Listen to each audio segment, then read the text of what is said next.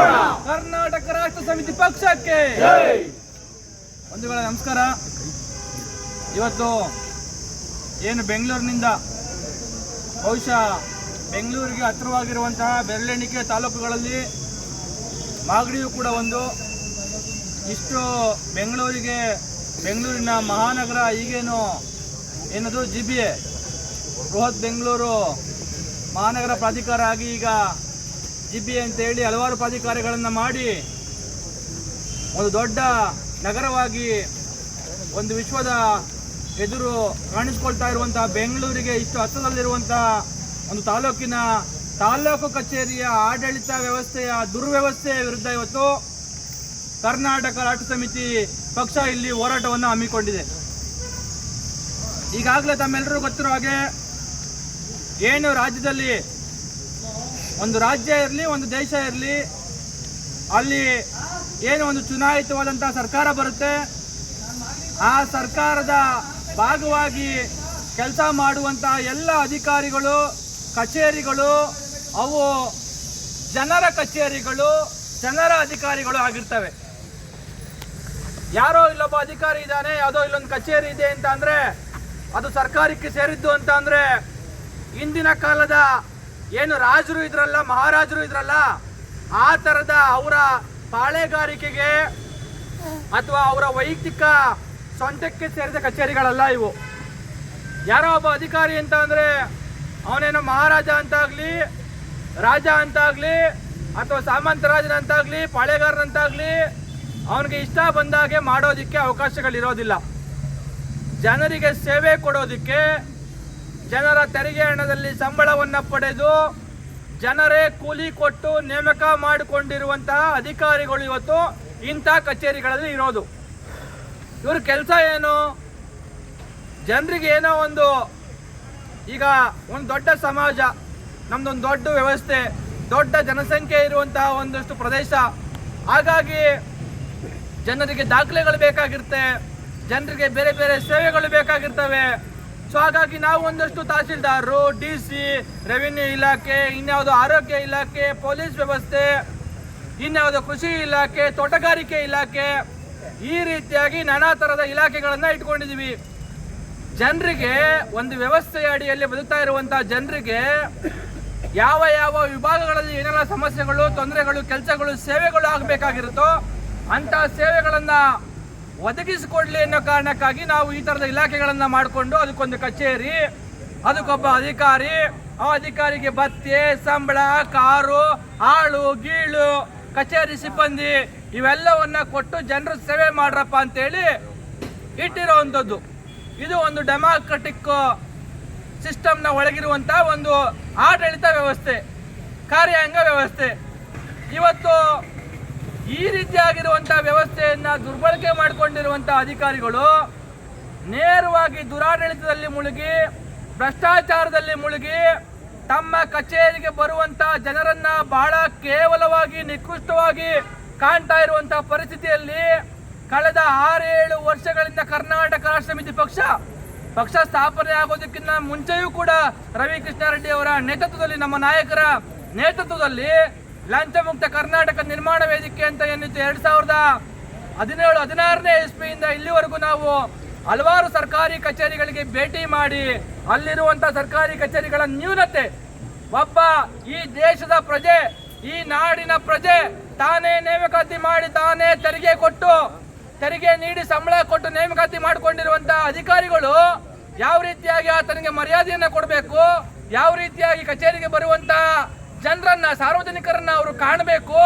ಯಾವ ರೀತಿಯಾಗಿ ಅವರ ಅಹವಾಲುಗಳನ್ನ ಸ್ವೀಕರಿಸಬೇಕು, ಅಲ್ಲಿ ಬಾತ್ರೂಮ್ ಇರಬೇಕಾ ಬೇಡವಾ, ಕುಡಿಯೋ ನೀರಿನ ವ್ಯವಸ್ಥೆ ಇದೆಯಾ ಇಲ್ವಾ, ಸರ್ಕಾರಿ ಕಚೇರಿಗೆ ಬರುವ ಜನರಿಗೆ ಕೂತ್ಕೊಳ್ಳೋದಕ್ಕೆ ವ್ಯವಸ್ಥೆ ಇದೆಯಾ ಇಲ್ವಾ, ಕಚೇರಿ ಒಳಗಡೆ ಕೆಲಸ ಮಾಡುವಂತವನು ಬ್ರೋಕರ, ಅಧಿಕಾರಿಯ, ಇವೆಲ್ಲವನ್ನ ಗಮನಿಸಿ ಒಂದು ಸರ್ಕಾರಿ ವ್ಯವಸ್ಥೆ ಒಳ್ಳೆಯ ಆಡಳಿತ ಕೊಡುವಂತಹ ಮತ್ತೆ ಪಾರದರ್ಶಕತೆಯನ್ನ ಕಾಪಾಡಿಕೊಂಡು ಪ್ರಾಮಾಣಿಕವಾಗಿ ಕೆಲಸ ಮಾಡುವಂತಹ ರೀತಿಯಲ್ಲಿ ಸರ್ಕಾರಿ ಕಚೇರಿ ಇರಬೇಕಂತೇಳಿ ಕರ್ನಾಟಕ ರಾಷ್ಟ್ರ ಸಮಿತಿ ಪಕ್ಷದ ಇವತ್ತಿನ ಏನು ವರಿಷ್ಠರಾಗಿರ್ತಕ್ಕಂಥ ರವಿ ಕೃಷ್ಣಾರೆಡ್ಡಿ ಅವರು 2016ರಿಂದ ನಿರಂತರವಾಗಿ ಸರ್ಕಾರಿ ಕಚೇರಿಗಳಿಗೆ ಭೇಟಿ ಕೊಟ್ಟು ಅಲ್ಲೊಂದಷ್ಟು ಸುವ್ಯವಸ್ಥೆಯ ಆಡಳಿತ ಆಗೋ ಹಾಗೆ ಸಾಕಷ್ಟು ಪ್ರಯತ್ನಗಳನ್ನ ಮಾಡ್ಕೊಂಡು ಬಂದಿದ್ದಾರೆ.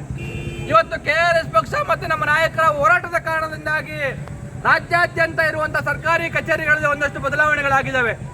ನಮ್ಮ ಕಾರಣಕ್ಕಾಗಿ KRS ಪಕ್ಷದವರ ಕಾರಣಕ್ಕಾಗಿ ಇವತ್ತು ಸರ್ಕಾರಿ ಕಚೇರಿಗಳಲ್ಲಿ ಅಧಿಕಾರಿಗಳು ಏನು ಬ್ಯಾಡ್ಜ್ ಹಾಕೊಳ್ಳೋದು, ನೇಮ್ ಪ್ಲೇಟ್ ಇಟ್ಕೊಳ್ಳೋದು, ಅಲ್ಲೊಂದಷ್ಟು ಅವರ ಸೇವೆಗಳಿಗೆ ಏನೆಲ್ಲ ಶುಲ್ಕ ಇದೆ ಅನ್ನೋದನ್ನ ಅವರು ಸರ್ಕಾರಿ ಕಚೇರಿಯ ಒಳಗೆ ಜನರಿಗೆ ಕಾಣೋ ಹಾಗೆ ಪ್ರಕಟಿಸೋದು, RTI ಬೋರ್ಡ್ಗಳನ್ನ ಪ್ರಕಟಿಸೋದು, ಇದು ಸಕಾಲ ಬೋರ್ಡ್ಗಳನ್ನ ಹಾಕೋದು, ಜನರಿಗೆ ಕುಡಿಯೋ ನೀರಿನ ವ್ಯವಸ್ಥೆ ಇಡೋದು, ಇವೆಲ್ಲ ಒಂದಷ್ಟು ನಮ್ಮ ಹೋರಾಟದ ಕಾರಣಕ್ಕಾಗಿ ಅಧಿಕಾರಿಗಳ ತಲೆಗೆ ಬಂದು ಆ ಮೇಲಧಿಕಾರಿಗಳು ಏನು ರಾಜ್ಯದ ಚೀಫ್ ಸೆಕ್ರೆಟರಿ ಅವರೇನೆ ಒಂದಷ್ಟು ಸರ್ಕ್ಯುಲರ್ಗಳನ್ನ ಮೇಲಿಂದ ಮೇಲೆ ಸರ್ಕ್ಯುಲರ್ನ ಕಳಿಸಿ ಸರ್ಕಾರಿ ವ್ಯವಸ್ಥೆ ಮತ್ತು ಸರ್ಕಾರಿ ಆಡಳಿತ ಸುಧಾರಿಸಬೇಕು. KRS ಪಕ್ಷದವರು ಇದನ್ನ ಕೇಳ್ತಾ ಇದ್ದಾರೆ, ಆಗ್ರಹಿಸ್ತಾ ಇದ್ದಾರೆ. ನೀವು ಮರ್ಯಾದೆಯಿಂದ ನಡ್ಕೊಳ್ಳಿ, ಘನತೆಯಿಂದ ನಡ್ಕೊಳ್ಳಿ. ನಿಮ್ಮ ಕಚೇರಿಗೆ ಬರುವಂತ ಸಾರ್ವಜನಿಕರಿಗೆ ಯಾವುದೇ ರೀತಿಯಲ್ಲಿ ತೊಂದರೆ ಆಗದಾಗಿ ಅವ್ರಿಗೆ ಬೇಕಾಗಿರುವಂತ ಸಕಲ ಸೌಕರ್ಯಗಳನ್ನ ಕೊಟ್ಟು ಕೆಲಸ ಮಾಡಿ ಅಂತ ಹೇಳಿ ಮೇಲಿಂದ ಮೇಲೆ ಸರ್ಕ್ಯುಲರ್ಗಳನ್ನ ಕಳಿಸ್ತಾರೆ. ಆ ಕಾರಣದಿಂದಾಗಿ ಸರ್ಕಾರಿ ಕಚೇರಿಗಳನ್ನು ಸುಧಾರಣೆ ಆಗಿದೆ. ಆದ್ರೆ ನಮಗೆ ಬಹಳ ಬೇಸರದ ವಿಚಾರ ಏನು ಅಂತ ಅಂದ್ರೆ, ಬೆಂಗಳೂರಿಗೆ ಇಷ್ಟು ಹತ್ರ ಇರುವಂತ ಸರ್ಕಾರಿ ಕಚೇರಿ ದನಿನ ಕೊಟ್ಟಿಗೆಗಿನ್ನ, ದನಗಳನ್ನ ಕೂಡಾಕುವಂತ ಕೊಟ್ಟಿಗೆ ಅಥವಾ ಕುರಿ ಕೊಟ್ಟಿಗೆಗಿನ್ನ ಕಡೆ ಆಗಿರುವಂತದ್ದು ನಿಜಕ್ಕೂ ಏನು ಇಲ್ಲೇ 20-30 ಕಿಲೋಮೀಟರ್ ದೂರದಲ್ಲಿ ಶಕ್ತಿ ಸೌಧ ಅಂತ ಹೇಳಿ ವಿಧಾನಸೌಧದ ಒಳಗೆ ಕೂತ್ಕೊಂಡು ಇಡೀ ರಾಜ್ಯದ ರಾಜ್ಯಭಾರ ಮಾಡ್ತಾ ಇರುವಂತವ್ರಿಗೆ ಅವರ ಯೋಗ್ಯತೆ ಏನು, ಅವರ ಅರ್ಹತೆ ಏನು ಅನ್ನೋದನ್ನ ಇದು ಪ್ರತಿಬಿಂಬಿಸ್ತಾ ಇದೆ. ಮಾಗಡಿಯ ಈ ಏನು ತಾಲೂಕು ಕಚೇರಿಯ ಈ ಕೊಂಪೆ, ಇದೊಂದು ಕೊಂಪೆ ಪಾಳು ಬಿದ್ದ ಕಟ್ಟಡಕ್ಕಿನ್ನ ಕೀಳಾಗಿರುವಂತ ಕೊಟ್ಟಿಗೆಗೆ ಸಮವಾಗಿರುವಂತ ಈ ಒಂದು ಮಾಗಡಿ ತಾಲೂಕು ಕಚೇರಿ ಏನಿದೆ, ಈ ತಾಲೂಕು ಕಚೇರಿ ಇಡೀ ರಾಜ್ಯದ ಆಡಳಿತದ ಚುಕ್ಕಾಣಿ ಹಿಡಿದಿರುವವರ ಯೋಗ್ಯತೆಗೆ ಒಂದು ಕನ್ನಡಿ. ಇದು ಇನ್ನ ಮುಂದುವರೆದು ಕಟ್ಟಡ ಏನೋ ಹಾಳಾಗೋಗಿದೆ, ಕಟ್ಟಡ ಏನೋ ಪಾಪ ನಮ್ದು ಬಡ ರಾಜ್ಯ, ಬಡ ಮುಖ್ಯಮಂತ್ರಿ, ಯಾವ್ದೋ ಬಡಪಾಯಿ ಕಾರಲ್ಲಿ ಓಡಾಡುವಂತ ಮುಖ್ಯಮಂತ್ರಿ, ಸಂಬಳ ಇಲ್ಲದೆ ಕೆಲಸ ಮಾಡುವಂತ ಮುಖ್ಯಮಂತ್ರಿಗಳು, ಸಂಬಳ ಇಲ್ಲದೆ ಕೆಲಸ ಮಾಡುವಂತ ಶಾಸಕರು, ಸಂಬಳ ಇಲ್ಲದೆ ಕೆಲಸ ಮಾಡುವಂತ ಬತ್ತೆ ಕಾರು ಗೀರು ಇದ್ಯಾವುದೂ ಇಲ್ಲದೆ ಇರುವಂತಹ ಯಾವುದೇ ಬಂಗಲೆ ಗಿಂಗಲೆ ಏನೇ ಇಟ್ಕೊಳ್ದಲೆ ಕೆಲಸ ಮಾಡುವಂತ ಒಂದು ಬಡ ರಾಜ್ಯದಲ್ಲಿ ಏನೋ ಕಟ್ಟಡ ಕಟ್ಟೋದಕ್ಕೆ ಸಾಧ್ಯ ಆಗಿಲ್ಲ, ಕಟ್ಟಡ ಹಾಳಾಗೋಗಿದೆ. ಹೋಗ್ಲಿ ಬಿಟ್ಬಿಡೋಣ. ಸರ್ಕಾರಿ ಅಧಿಕಾರಿಗಳು ಏನ್ ಮಾಡ್ತಾ ಇದ್ದಾರೆ ಒಳಗಡೆ ಇರೋರು? ಇವರಾದ್ರೂ ದಕ್ಷತೆಯಿಂದ ಪ್ರಾಮಾಣಿಕತೆಯಿಂದ ಕೆಲಸ ಮಾಡ್ತಾ ಇದ್ದಾರಾ? ಇಲ್ಲ. ಈಗಾಗಲೇ ಹೇಳ್ತಾ ಇದ್ರು, ನಾವು ನೋಡ್ಬೋದು ಇವತ್ತು ಸರ್ಕಾರಿ ಕಚೇರಿ ಮುಂದೆ 2 ದನಿನ ಕರುಗಳನ್ನ ಅಟ್ಕೊಂಡು ಬಂದು ಆ ದನಿನ ಕರುಗಳನ್ನ ಸರ್ಕಾರಿ ಕಚೇರಿ ಮುಂದೆ ಕಟ್ಟಾಕಿ ಹುಲ್ಲಾಕೋದ್ರ ಮುಖಾಂತರ ಇವತ್ತು ಇಡೀ ತಾಲೂಕಿನಲ್ಲಿ ಗೋಮಾಳವನ್ನ ನುಂಗಿರುವಂತಹ ಬಲಿಷ್ಠರ ವಿರುದ್ಧ ಯಾವುದೇ ಕ್ರಮವನ್ನು ತೆಗೆದುಕೊಳ್ಳದಂತಹ ತಾಲೂಕು ಕಚೇರಿಯ ಆಡಳಿತದ ವಿರುದ್ಧ ಇವತ್ತು ರೈತರು ಮಾಡ್ತಾ ಇರುವಂತಹ ವಿನೂತನವಾದ ಪ್ರತಿಭಟನೆ. ಗೋಮಾಳಗಳಿಲ್ಲ, ದನಗಳಿಗೆ ಮೇಯಿಸೋದಿಕ್ಕೆ ಬೇಕಾಗಿರುವಂತ ಗೋಮಾಳಗಳನ್ನ ಇವತ್ತು ಬಲಿಷ್ಠರು ತಿಂದು ನುಂಗಿ ನೀರು ಕುಡಿದಿದ್ದಾರೆ. ಅದನ್ನ ಕೇಳಬೇಕಾಗಿದ್ದಂಥವ್ರು, ಸರ್ಕಾರಿ ಭೂಮಿಯನ್ನ ರಕ್ಷಣೆ ಮಾಡಬೇಕಾಗಿರುವಂತವ್ರು, ದಲಿತರ ಸ್ಮಶಾನಗಳನ್ನ, ಸಾಮಾನ್ಯ ಜನರ ಸ್ಮಶಾನಗಳನ್ನ ಉಳಿಸ್ಕೊಡ್ಬೇಕಾಗಿರುವಂತವ್ರು ಯಾರು? ಇಲ್ಲಿ ಬರುವಂತಹ ಜನರಿಗೆ ಯಾವುದೋ ಜಾತಿ ಪ್ರಮಾಣ ಪತ್ರನೋ, ಇನ್ಯಾವುದೋ ಇನ್ಕಮ್ ಪ್ರಮಾಣ ಪತ್ರನೋ, ಪೆನ್ಷನ್ ಅಥವಾ ಇನ್ಯಾವುದೋ ಅವರ ರೆವಿನ್ಯೂ ಭೂಮಿಗೆ ಸಂಬಂಧಪಟ್ಟಂತ ದಾಖಲೆಗಳನ್ನ ಒದಗಿಸಿಕೊಡ್ಬೇಕಾದಂಥವ್ರು ಆ ನಿಟ್ಟಲ್ಲಿ ಪ್ರಾಮಾಣಿಕವಾಗಿ ದಕ್ಷತೆಯಿಂದ ಕೆಲಸ ಮಾಡಬೇಕಾಗಿರುವಂತ ಇಲ್ಲಿಯ ತಹಸೀಲ್ದಾರರು ಮಾಗಡಿಗೆ ಅದೇನು ಕಳಂಕ ಅಂಟಿದೆಯೋ ಗೊತ್ತಿಲ್ಲ. ಮಾಗಡಿಗೆ ಬರುವಂತ ಎಲ್ಲ ತಹಸೀಲ್ದಾರ್ಗಳು ಇಂಥ ಅಯೋಗ್ಯರು, ನಾಲಾಯಕರು, ಅಪ್ರಾಮಾಣಿಕರು, ಭ್ರಷ್ಟರೇ ಬರ್ತಾರೆ. ಇದು ಮಾಗಡಿಗೆ ಅಂಟಿರುವಂತ ಕಳಂಕ. ಇಲ್ಲಿ ಬರುವಂತ ಎಲ್ಲ ತಹಸೀಲ್ದಾರರು ಇವತ್ತಿರುವಂತ ತಹಸೀಲ್ದಾರ್ ರೀತಿಯ ಅಯೋಗ್ಯರು, ಭ್ರಷ್ಟರು, ಅಪ್ರಾಮಾಣಿಕರು, ಅದಕ್ಷರೇ ಮಾಗಡಿ ತಾಲೂಕಿಗೆ ಬರ್ತಾ ಇರುವಂತದ್ದು. ಮಾಗಡಿ ತಾಲೂಕಲ್ಲಿ ರಾಜಕಾರಣ ಮಾಡ್ತಾ ಇರುವಂತ ಪದೇ ಗಂಡಸ್ತನದ ಮಾತುಗಳನ್ನ ಆಡೋದ್ರ ಮುಖಾಂತರ ಮಾತೆತ್ತರೆ ಗಂಡಸ್ತನ ಅಂತ ಹೇಳಿ ಬಾಯಿ ಪಡ್ಕೊಳ್ಳುವಂತ ರಾಜಕಾರಣಿಗಳು ಮಾಗಡಿ ತಾಲೂಕಲ್ಲಿ ಏನಿದ್ದಾರೆ, ಅವರ ಯೋಗ್ಯತೆ, ಅರ್ಹತೆ, ಅವ್ರು ಎಂತವ್ರು ಅನ್ನೋದಕ್ಕೆ ಮಾಗಡಿ ತಾಲೂಕಿಗೆ ಬರ್ತಾ ಇರುವಂತ ತಹಸೀಲ್ದಾರ್ಗಳು ಇವತ್ತು ಒಂದು ರೀತಿಯಲ್ಲಿ ಅವ್ರ ಯೋಗ್ಯತೆಯನ್ನ ಪ್ರತಿಬಿಂಬಿಸ್ತಾ ಇದ್ದಾರೆ. ನಾವೇನೋ ಇವತ್ತು ಹೋರಾಟ ಮಾಡುವಂಥವ್ರು, ನಮ್ದೊಂದು ಹೊಸ ಪಕ್ಷ ಇಡೀ ವ್ಯವಸ್ಥೆಯನ್ನ ಸುಧಾರಿಸಬೇಕು, ಬದಲಾಯಿಸಬೇಕು, ವ್ಯವಸ್ಥೆಯಲ್ಲಿ ಸುಧಾರಣೆ ತರಬೇಕು, ಆಡಳಿತದಲ್ಲಿ ಪಾರದರ್ಶಕತೆಯನ್ನು ತರಬೇಕು, ಅಧಿಕಾರಿಗಳು ಪ್ರಾಮಾಣಿಕರಾಗಬೇಕು, ಸರ್ಕಾರಿ ತೆರಿಗೆ ಹಣ ಜನರ ತೆರಿಗೆ ಹಣ ಏನಿದೆ, ಸರ್ಕಾರದ ಹಣ ಏನಿದೆ ಅದನ್ನ ಲೂಟಿ ಮಾಡೋದನ್ನ ನಿಲ್ಲಿಸಬೇಕು ಅಂತೇಳಿ ನಾವು ಪ್ರಾಮಾಣಿಕವಾಗಿ ಹೋರಾಟವನ್ನ ಮಾಡ್ತಾ ಒಂದು ಪಕ್ಷವನ್ನ ಪ್ರಾಮಾಣಿಕವಾಗಿ ಸಂಘಟನೆ ಮಾಡ್ತಾ ಇದೀವಿ. ನಾವಿನ್ನ ಸಣ್ಣ ಜನರು, ಸಣ್ಣ ಗುಂಪು ನಮ್ಮದು. ಆದ್ರೆ ಈ ಅಧಿಕಾರದಲ್ಲಿರುವಂತಹ ಪುಣ್ಯಾತ್ಮರು ಏನ್ ಮಾಡ್ತಾ ಇದ್ದಾರೆ, ಇವತ್ತಿರುವಂತಹ ಮಾಜಿ ಶಾಸಕರು ಹಿಂದಿನ ಸಂದರ್ಭದಲ್ಲಿ ಆಡಳಿತದಲ್ಲಿ ಇದ್ದಂಥವ್ರು, ಇವತ್ತು ಆಡಳಿತದಲ್ಲಿರುವಂತಹ ಶಾಸಕರು, ಹಿಂದೆ ಅವರು ಕೂಡ ಆಡಳಿತ ನಡೆಸಿದಂಥವ್ರು, ಮತ್ತೆ ಹಿಂದೆ ಒಮ್ಮೆ ಮಾಜಿ ಕೂಡ ಆದಂಥವ್ರು, 5-6 ಬಾರಿ ಇಲ್ಲಿ MLA ಆಗಿರುವಂಥವ್ರು, ಮಾತೆತ್ತರೆ ಯಾರೋ ಒಬ್ರು ನಾಯಕರು ಇಲ್ಲಿ ಮುಖ್ಯಮಂತ್ರಿ ಆಗ್ಬಿಡ್ಬೇಕು, ಈ ರಾಜ್ಯಕ್ಕೆ ಇವ್ರು ಮುಖ್ಯಮಂತ್ರಿ ಆಗ್ಬಿಟ್ರೆ ಇಡೀ ಇಲ್ಲೆಲ್ಲ ಏನಂತಾರೆ, ಇಡೀ ರಾಜ್ಯ ಒಂದು ದೊಡ್ಡ ಮಟ್ಟದಲ್ಲಿ ಬದಲಾವಣೆ ಆಗ್ಬಿಡುತ್ತೆ, ಇಲ್ಲಿರುವಂತ ಜನರ ಸಮಸ್ಯೆಗಳೆಲ್ಲ ಸುಧಾರಿಸ್ಬಿಡ್ತವೆ, ಜನರು ಇಲ್ಲಿ ಬಹಳ ಬೇರೆ ತರಕ್ಕೆ ಬದುಕ್ಬಿಡ್ತಾರೆ ಅನ್ನುವಂತ ರೀತಿಯಲ್ಲಿ ಇವರು ನಮ್ಮ ಮುಖ್ಯಮಂತ್ರಿ ಆಗ್ಬೇಕು ಅಂತ ಹೇಳಿ ಯಾರೋ ಒಬ್ಬರನ್ನ ಮುಖ್ಯಮಂತ್ರಿ ಮಾಡೋದೇ ಇವತ್ತು ಮಾಗಡಿ ಶಾಸಕರ ಮುಖ್ಯ ಕೆಲಸ ಆಗ್ಬಿಟ್ಟಿದೆ. ಇಲ್ಲಿರುವಂತ ಮಾಗಡಿ ಜನರ ಸಮಸ್ಯೆಗಳೇನು, ಆ ತಾಲೂಕ್ ಕಚೇರಿನಲ್ಲಿರುವಂತ ಸಮಸ್ಯೆಗಳೇನು, ಇಲ್ಲಿರುವಂತ ಅಯೋಗ್ಯ ತಹಸೀಲ್ದಾರರು ಬಂದವರೆಲ್ಲ ಅಯೋಗ್ಯರು ಏನ್ ಕೆಲಸ ಮಾಡ್ತಾ ಇದಾರೆ, ಏನು ಅಲ್ಕ ಕೆಲಸ ಮಾಡ್ತಾ ಇದಾರೆ, ಏನ್ ತಿನ್ನಬಾರ್ದನ್ನ ತಿಂತಾ ಇದಾರೆ, ಇವ್ರನ್ನ ಯಾವ ರೀತಿಯಾಗಿ ಕಂಟ್ರೋಲ್ ಆಗಿ ಇಟ್ಕೋಬೇಕು. ನೋಡ್ರಿ, ಯಾರೋ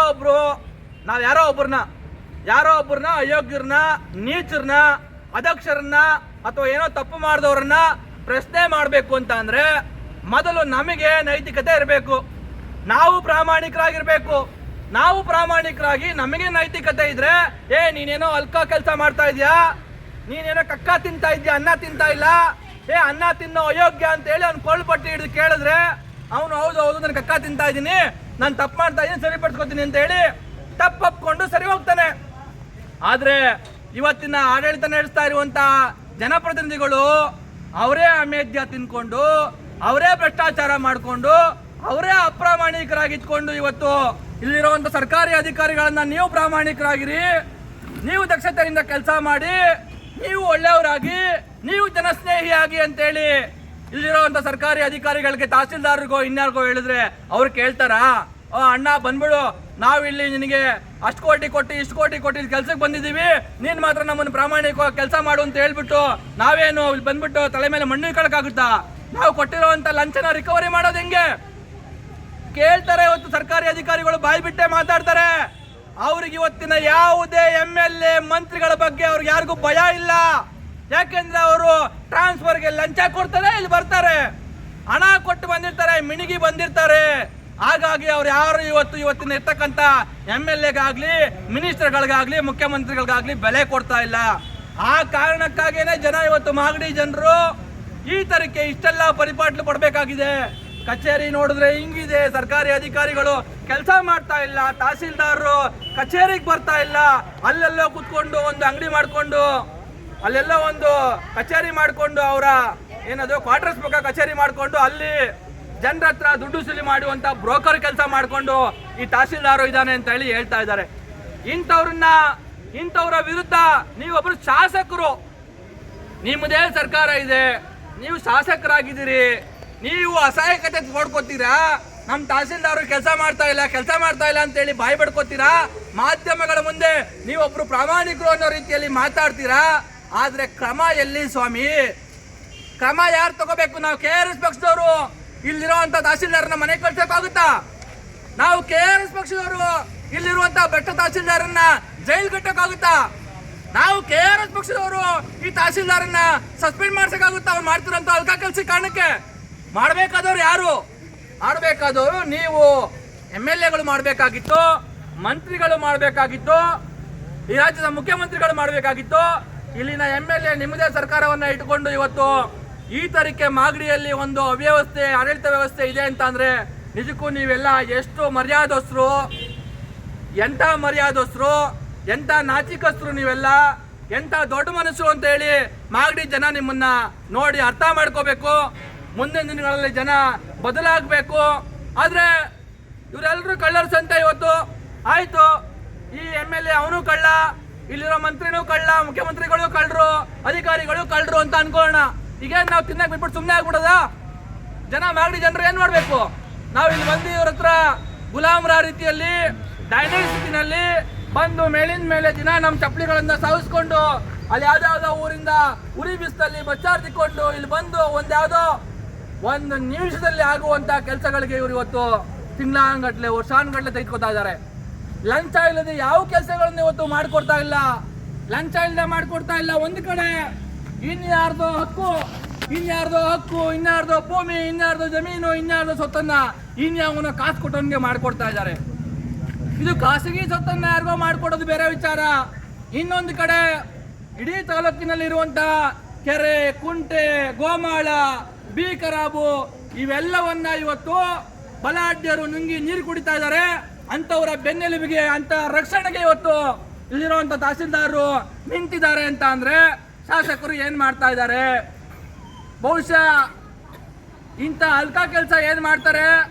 ಗೋಮಾಳ ನುಂಗೋದು, ಖರಾಬ್ ನುಂಗೋದು, ಸ್ಮಶಾನ ನುಂಗೋದು, ಕೆರೆ ಕುಂಟೆ ನುಂಗುವಂತಹ ಕೆಲಸವನ್ನ ಮಾಡುವಂತವರು ಬಹುತೇಕರು ರಾಜಕೀಯ ಪ್ರಭಾವ ಇರುವಂತವ್ರೆ.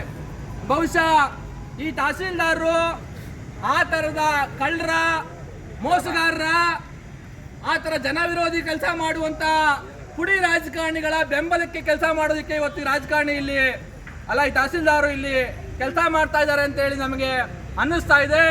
ಇದಂತೂ ಬಹಳ ಬೇಸರದ ವಿಚಾರ. ಇಡೀ ಮಾಗಡಿ ಜನತೆ ಏನು ಬೆಂಗಳೂರಿಗೆ ಹತ್ರ ನಮ್ಮ ಜಮೀನೆಲ್ಲ ಕೋಟ್ಯಾಂತರ ರೂಪಾಯಿ ಆಗೋಯ್ತು. ನಮ್ಮ ಜಮೀನಲ್ಲೆಲ್ಲ ಈಗ ಸೈಟ್ ಹೊಡೆದಿ ನಾವೆಲ್ಲ ಜಮೀನುಗಳನ್ನ ಸೈಟ್ಗಳನ್ನು ಮಾಡಿ ಮಾರ್ಕೋಬಹುದು, ನಾವೆಲ್ಲ ಕರೋಡ್ಪತಿಗಳು, ಕುಬೇರರಾಗಿದ್ದೀವಿ ಅಂತ ಹೇಳಿ ಅನ್ಕೊಂಡಿರುವಂತಹ ಮಾಗಡಿಯ ತಾಲೂಕಿನ ಜನತೆ, ನೀವು ತಾಲೂಕು ಕಚೇರಿಗೆ ಬಂದ್ರೆ ಗೊತ್ತಾಗೋದು ನೀವೆಷ್ಟು ಗುಲಾಮರು ಅಂತ. ನೀವು ಎಂಥ ಗುಲಾಮಗಿರಿಯ ಪರಿಸ್ಥಿತಿಯಲ್ಲಿ ಮಾಗಡಿ ಜನತೆ ಇದ್ದೀರಾ ಅಂತ ಹೇಳಿ ನಿಮ್ಗೆ ಗೊತ್ತಾಗಬೇಕು ಅಂತ ಅಂದ್ರೆ ನೀವು ಮಾಗಡಿ ಕಚೇರಿಗೆ, ತಾಲೂಕು ಕಚೇರಿಗೆ ಬಂದಾಗ, ಇಲ್ಲಿನ ಆಡಳಿತ ವ್ಯವಸ್ಥೆಯನ್ನ ನೋಡಿದಾಗ, ಇಲ್ಲಿ ಸರ್ಕಾರಿ ಅಧಿಕಾರಿಗಳು ನಿಮ್ಮ ಕೈಗೆ ಸಿಗದೆ ಹೋದಾಗ, ನೀವು ತಿಂಗಳಾನುಗಟ್ಟಲೆ ಮೇಲಿಂದ ಮೇಲೆ ಸರ್ಕಾರಿ ಕಚೇರಿಗೆ ಅಲೆದಾಗ ನೀವು ಎಂಥ ಗುಲಾಮಗಿರಿ ವ್ಯವಸ್ಥೆಯಲ್ಲಿ, ಎಂಥ ಭ್ರಷ್ಟ ವ್ಯವಸ್ಥೆಯಲ್ಲಿ, ಎಂಥ ದುರಾಡಳಿತದ ವ್ಯವಸ್ಥೆಯಲ್ಲಿ ಇದ್ದೀರಾ ಅನ್ನೋದು ನಿಮಗೆ ಅರ್ಥ ಆಗುತ್ತೆ. ಹಾಗಾಗಿ ದಯವಿಟ್ಟು ಇದು ನಾವೊಂದು ಸಾಂಕೇತಿಕವಾಗಿ KRS ಪಕ್ಷದವರು ಈ ಹೋರಾಟವನ್ನು ಇವತ್ತು ಹಮ್ಮಿಕೊಂಡಿದ್ದೀವಿ. ಬದಲಾಯಿಸಬೇಕು, ಬದಲು ಮಾಡ್ಬೇಕು. ನಾವು ಇವರಿಗೆ ಮರ್ಯಾದೆ ಆದ್ರೂ ತೆಗೆದು, ಎಂತೆಂಥ ಮರ್ಯಾದೆಸ್ತ್ರಪ್ಪ ಇವರೆಲ್ಲ. ತಹಸೀಲ್ದಾರ್ ಅಂತ ಅಂದ್ರೆ KS ಎಲ್ಲ ಓದ್ಕೊಂಡು ಇಡೀ ದೇಶ ಪ್ರಪಂಚದ ವಿದ್ಯಮಾನಗಳನ್ನೆಲ್ಲ ಓದಿ ತಲೆ ಒಳಗಡೆ ಬೂದಿ ಉಯ್ಕೊಂಡು ಬಂದಿಲ್ಲಿ ತಹಸೀಲ್ದಾರರಾಗಿರ್ತಾರೆ. ಈ ದೇಶದ ಜನರನ್ನ ಹೇಗೆ ನಾವು ಮೇಲೆತ್ತಬೇಕು, ಬಡತನದಲ್ಲಿರುವಂತ ಜನರನ್ನ ಹೇಗೆ ಉದ್ಧಾರ ಮಾಡಬೇಕು, ಯಾವೆಲ್ಲ ಹೊಸ ತರದ ಯೋಜನೆಗಳನ್ನ ರೂಪಿಸುವುದರ ಮುಖಾಂತರ ಈ ಸಮಾಜವನ್ನ ನಾವು ಒಂದು ಸುಸ್ಥಿತಿಯೆಡೆಗೆ ಮುನ್ನಡೆಸ್ಕೊಂಡು ಹೋಗ್ಬೋದು ಅನ್ನುವಂತ ಹಲವಾರು ರಾಜಕೀಯ, ಸಾಮಾಜಿಕ, ಕೃಷಿ ಇವೆಲ್ಲ ವಿಚಾರಗಳ ಬಗ್ಗೆ, ವಿಜ್ಞಾನಗಳ ಬಗ್ಗೆ, ಸಮಾಜದ ಬಗ್ಗೆ ಓದ್ಕೊಂಡು ಬಂದು KS ಓದ್ಕೊಂಡು ಇಂತಹ ದೊಡ್ಡ ಹುದ್ದೆಗೆ ಬರುವಂತವರು ಇವತ್ತು ಬ್ರೋಕರ್ಗಳ ರೀತಿಯಲ್ಲಿ, ಬ್ರೋಕರ್ ಏಜೆಂಟು, ತಹಸೀಲ್ದಾರ್ ಅಂತ ಅಂದ್ರೆ ಒಬ್ಬ ಬ್ರೋಕರ್ ಏಜೆಂಟು ಅನ್ನುವಂತ ಒಂದು ಜನಜನಿತವಾದಂತಹ ಮಾತು ಇವತ್ತು ಎಲ್ಲ ತಾಲೂಕಿನ ಎಲ್ಲ ಜನರು ಮಾತಾಡ್ತಾ ಇದ್ದಾರೆ.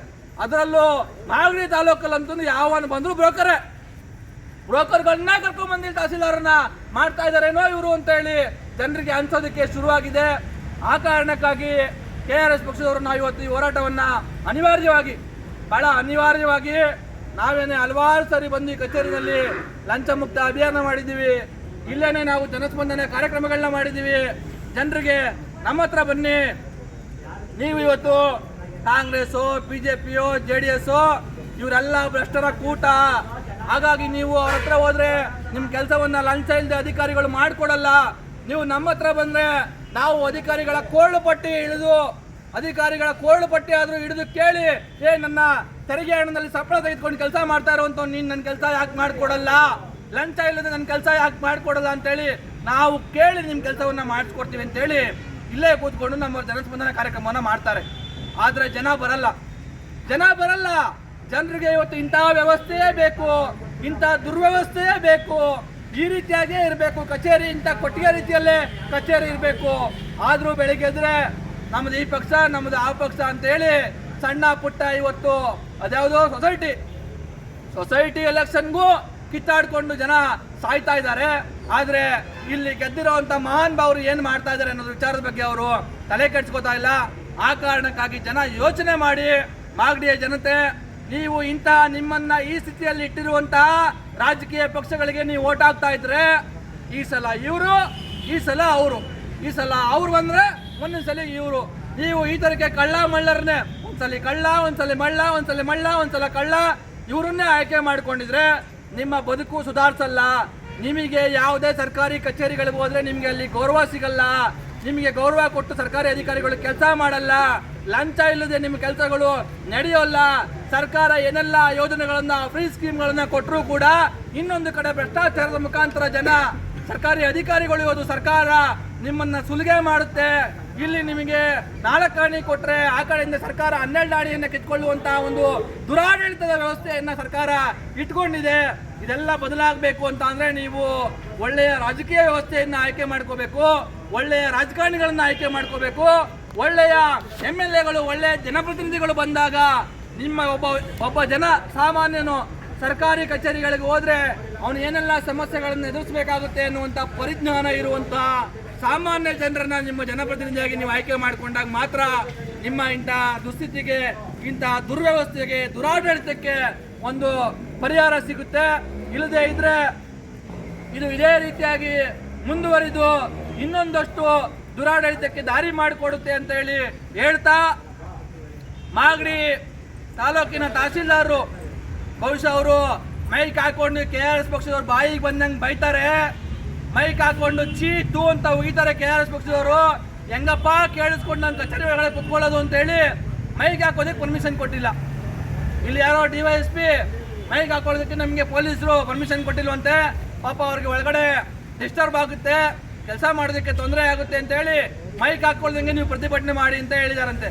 ಬಹುಶಃ ಮೈಕ್ ಹಾಕೊಂಡಿದ್ರೆ ಆ ಪುಣ್ಯಾತ್ಮನಿಗೆ ಆತ ಮಾಡ್ತಾ ಇರುವಂತಹ ಗನಂದಾರಿ ಕೆಲಸಗಳು ಏನೇನಿದಾವೆ ಅನ್ನೋದನ್ನ ನಾವೀಗ ಇಷ್ಟೊತ್ತು ನಮ್ಮ ಕಾರ್ಯದರ್ಶಿಗಳು ರಾಮನಗರ ಜಿಲ್ಲಾ ಕಾರ್ಯದರ್ಶಿಗಳಾಗಿರ್ತಕ್ಕಂಥ ನರಸಿಂಹಮೂರ್ತಿ ಅವರು ಪಾಪ ಹೇಳಿದ್ರು. ಏನೆಲ್ಲ ಅಲ್ಕಾ ಕೆಲಸವನ್ನ ತಹಸೀಲ್ದಾರರು ಮಾಡ್ತಾ ಇದ್ದಾರೆ. ಕೆರೆಯನ್ನ, ಏರಿಯನ್ನ ಒಡೆದು ಕೆರೆಯನ್ನ ಒತ್ತುವರಿ ಮಾಡಿಕೊಂಡಿರುವಂತಹ ಪ್ರಕರಣಕ್ಕೆ ಸಂಬಂಧಪಟ್ಟಂಗೆ ದೂರು ಕೊಟ್ರೆ ಹೋಗಿ ಕೆರೆ ಏರಿ ಒಡೆದಿರೋ ವಿರುದ್ಧ ಕ್ರಮ ತೆಗೆದುಕೊಂಡು ಸರ್ಕಾರಿ ಕೆರೆ, ಜನರ ಕೆರೆ, ಅದನ್ನ ಉಳಿಸ್ಕೊಳ್ಳುವಂತ ಕೆಲಸವನ್ನ ಈ ತಹಸೀಲ್ದಾರರು ಮಾಡ್ತಾ ಇಲ್ಲ ಅಂತ ಅಂದ್ರೆ ಇನ್ನು ಯಾಕಬೇಕು ನಮ್ಗೆ ತಹಸೀಲ್ದಾರರು? ಇವರಿಗೆ ಸುಮ್ಮನೆ ಇಲ್ಲಿರುವಂತ ಕಾರು, ಬತ್ತೆ, ಸಂಬಳ, ಕಚೇರಿ ಇವೆಲ್ಲವನ್ನ ನಮ್ಮ ತೆರಿಗೆ ಹಣದಲ್ಲಿ ಇವರಿಗೆ ಕೊಟ್ಟು ಇವ್ರನ್ನ ಏನು ಯಾವುದೋ ಒಬ್ಬ ರಾಜನೋ ಅಥವಾ ಸಾಮಂತನೋ ಪಾಳೆಗಾರನೋ ಅಂತ ಮೆರೆಸೋದಕ್ಕೆ ನಮಗೆ ಏನ್ ದೊರೆದಿದೆ? ಯಾಕೆ ಅದನ್ನ ನಾವು ಮಾಡ್ಬೇಕು ಇವತ್ತು? ಇವೆಲ್ಲವನ್ನ ಪ್ರಶ್ನೆ ಮಾಡ್ತೀವಿ ಅನ್ನೋ ಕಾರಣಕ್ಕಾಗಿನೇ ಬಹುಶಃ ಈ ಪುಣ್ಯಾತ್ಮ ನಮಗೆ ಅದನ್ನ ಕೇಳಬೇಕಲ್ಲ ಕಿವಿನಲ್ಲಿ ಅಂತೇಳಿ ಕಿವಿಗೆ ಪಾಪ ಸೀಸ ಉಯ್ದಂಗೆ ಆಗುತ್ತೆ ನಾವು ಮಾತಾಡೋದು. ಇನ್ಯಾರೋ ಬ್ರೋಕರ್ಗಳು, ಏಜೆಂಟ್ಗಳು ಬಂದು, ಸಾರ್ ನೀವು ಸಖತ್ತಾಗಿ ಮಾಡ್ತಾ ಇದ್ದೀರಾ ಸರ್ ಮಾಗಡಿಯಲ್ಲಿ, ನಿಮ್ಮೊಂದು ತಹಸೀಲ್ದಾರರು ಬಂದೇ ಇರಲಿಲ್ಲ ಸರ್ ಅಂತ ಹೇಳಿ ಹೊಗಳಿ ಅವ್ರ ಕೈಲಿ ಯಾವುದೋ ಒಂದು ಅಕ್ರಮದ ಕೆಲಸ ಮಾಡಿಸ್ಕೊಂಡು ಹೋಗಿ ಬರ್ತಾರಲ್ಲ, ಅವ್ರ ಮಾತುಗಳು ಪಾಪ ಇವ್ರಿಗೆ ಬಹಳ ಇಂಪಾಕ್ಟ್ ಕೇಳಿಸುತ್ತೆ. ನಾವು ಅಯ್ಯೋ ಅಯೋಗ್ಯರ, ನೀಚರ, ಪ್ರಾಮಾಣಿಕವಾಗಿರೋ, ದಕ್ಷತೆಯಿಂದ ಕೆಲಸ ಮಾಡ್ರಿ ಅಂತ ನಾವು ಹೇಳುವಂತ ಮಾತುಗಳು ಅವ್ರಿಗೆ ಕಾಯ್ದ ಸೀಸವನ್ನ ಕಿವಿಗೆ ಉಯ್ದಂತೆ ಆಗುತ್ತೆ. ಆ ಕಾರಣಕ್ಕಾಗಿನೇ ಅವ್ರು ಇವತ್ತು ನಮಗೆ ಮೈಕ್ನ ಪರ್ಮಿಷನ್ ಕೊಟ್ಟಿಲ್ಲ. ಅದ ಕೊಡದೆ ಹೋಗ್ಲಿ ಇರಲಿ, ಆದರೆ ನಾವು ಪ್ರಜಾಪ್ರಭುತ್ವ ವ್ಯವಸ್ಥೆಯಲ್ಲಿ ನಮಗಿರುವಂಥ ಹಕ್ಕುಗಳನ್ನು ಬಳಸಿ ಇವತ್ತು ನಮ್ಮ ಏನು ಅಹವಾಲು ಏನಿದೆ ಅದನ್ನ ತಲುಪಿಸುವಂಥ ಕೆಲಸವನ್ನು ನಾವು ಇವತ್ತು ಮಾಡ್ತಾ ಇದ್ದೀವಿ. ಮಿಕ್ಕಿದ್ದು ನಾವಿವತ್ತು ಬಂದ್ವಿ, ಕೂತ್ಕೊಂಡ್ವಿ, ಪ್ರತಿಭಟನೆ ಮಾಡಿದ್ವಿ, ಹೋದ್ವಿ. ಆದರೆ ನಾಳೆ ಇಲ್ಲಿನ ಸರ್ಕಾರಿ ಅಧಿಕಾರಿಗಳು ಯಾವ ರೀತಿಯಾಗಿ ಕೆಲಸ ಮಾಡಬೇಕು, ಅಧಿಕಾರಿಗಳು ಹೇಗಿರಬೇಕು, ತಹಸೀಲ್ದಾರ್ ಯಾವ ರೀತಿಯಾಗಿರಬೇಕು ಅನ್ನೋದನ್ನ ನೋಡಿಕೊಳ್ಳುವಂಥದ್ದು, ಖಾತ್ರಿಪಡಿಸಿಕೊಳ್ಳುವಂಥದ್ದು ಮಾಗಡಿ ತಾಲೂಕಿನ ಜನತೆಗೆ ಬಿಟ್ಟಿದ್ದು. ನೀವು ಅಂತಹ ಒಂದು ಶಕ್ತಿ ಉಳ್ಳಂತಹ ಜನರಾಗಿದ್ರೆ, ನೀವು ಆ ಥರದ ಶಕ್ತಿ ನಿಮ್ಮಲ್ಲಿ ಮಾಗಡಿ ಜನತೆಯಲ್ಲಿದ್ದರೆ ಒಳ್ಳೆಯ ತಹಸೀಲ್ದಾರ ನ್ಯಾಯವಾಗಿ ಕೆಲಸ ಮಾಡ್ತಾನೆ. ನಿಮಗೆ ನಿಮ್ಮ ಮೇಲೆ ಭಯ ಭಕ್ತಿ ಇಲ್ಲಿಯ ತಹಸೀಲ್ದಾರಿಗಿದ್ರೆ, ಅಧಿಕಾರಿಗಳಿಗೆ ಜನರ ಮೇಲೆ ಭಯ ಭಕ್ತಿ ಇರಬೇಕು. ಆದರೆ ಉಲ್ಟಾ ಆಗ್ಬಿಟ್ಟಿದೆ. ಜನರೇ ಇವತ್ತು ಅಧಿಕಾರಿಗಳನ್ನ ನೋಡಿ ಎದುರುಕೊಳ್ಳುವಂತಹ ಪರಿಸ್ಥಿತಿ ಇವತ್ತು ನಿರ್ಮಾಣ ಆಗಿದೆ.